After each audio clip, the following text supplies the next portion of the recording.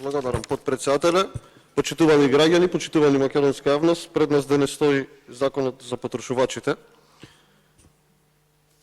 Тука во овој закон, оно што е новина за овој закон, се дава посебно внимание на нечесни трговски практики, измамнички трговски практики и агресивни трговски практики при продажбата на стоките и услугите, вклучувајќи ги недвижностите, дигиталните услуги, дигиталните содржини. Ова е едно законско решение со кое што се врши согласување со регулативите и директиви на Европската унија, но не е доволно квалитетно и не е доволно приоритет за оно што се случуваат граѓаните во овој момент во Република Македонија. Да подсетам дека имаме 18, близу 19% инфлација, односно раст на трошоци на живот. За основните производи имаме околу 30% инфлација, раст на трошоци на живот. И оно што ме мотивирам да земам збор по овој закон е како тоа нашите соседи се справуваат со вакви ситуации. Една вест која што ја прочитав са бајлето по медиумите, ќе ја споделам со вас, за да знаат граѓаните како другите парламенти дават приоритет на граѓаните, а што ние тука дискутираме, односно не дискутираме за да ги решиме нивните проблеми. Кошничка за домаќинството од денеска во грчките супермаркети. Вкупно 51 категорија производи содржи така наречената кошничка за домаќинството, која од денеска се воведува во супермаркетите во Грција. Има за цел цените на конкретните основни производи да останат или исти или да има минимални покачувања. Кошничката за домаќинствата содржи ориз, леп, макарони, свинско или пилешко месо, риба, млеко и млечни производи, јогурт, јајца, различни видови сирење и кашкавал, зејтин, брашно, шеќер, кафе, чај, какао, сокови, средства за чистење, детергенти, тоалетна хартија, паста за зъби, производи за лична хигиена, влошки, сапун, антисептик, пелени, храна за кучиња и мачки и така натака.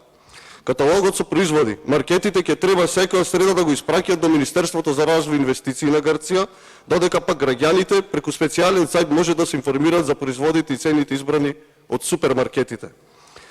Минатата седмица грчкиот парламент го изгласа амандманот што се однесуваше на кошничката за домаќинствата и предвидува маркетите со годишен профит од над 90 милиони евра задолжително до Министерството за развој и инвестиции на Грција да испраќаат листа со производи за широка потрошувачка, вклучени во кошничката, кои се неопходни за пристоен живот и обврзани се да биде вклучен најмалку еден производ од секоја категорија, чија цена ќе биде прифатлива и пониска во споредба со останатите производи од истата категорија. Во случај да не се испрати листата со производи, предвидена е парична казна за супермаркетите во висина од 5000 евра дневно за секој задоцнет ден. За помалите маркети, кошничката за домаќинството не е задолжителна, туку е произволна. Конкретната одлука ќе трае додека трае нивната кризна состојба, односно до 31 март 2023 година. И додека ние тука носиме козметички решенија на закони и додека оваа влада предлага козметички предлог, мерки, решенија за граѓаните, нашите соседи активно и нашите да кажам земји каде што се стреми од Европската унија активно работат за подобрување и зачување на стандардот на граѓаните. Нас, почитувани дами и господа, ни треба токму вакви видови законски решенија, затоа што пред некој ден реагираше и организацијата на потрошувачи, каде што кажа дека нелогично растат цените и некој профитира среде криза. Нормално е, има инфлација, цените на производите растат, но да не се дозволи тоа воено профитерство и на крај тоа да биде по джебот на граѓаните. Затоа неопходно е ние да ги заштитиме граѓаните и да се насочиме кон реалните потреби и мерки кои што треба да се донесат. Во резимето на овој закон исто така стои дека покрај новиот закон за потрошувачи, исто така на предлог на Министерството за економија од страна на владата усвоена информација за да се изготви нов посебен закон за нефер трговски практики. Па не знам, дами и господа, што чекате? Еве ви прочитав еден предлог пример како тоа го прават нашите соседи.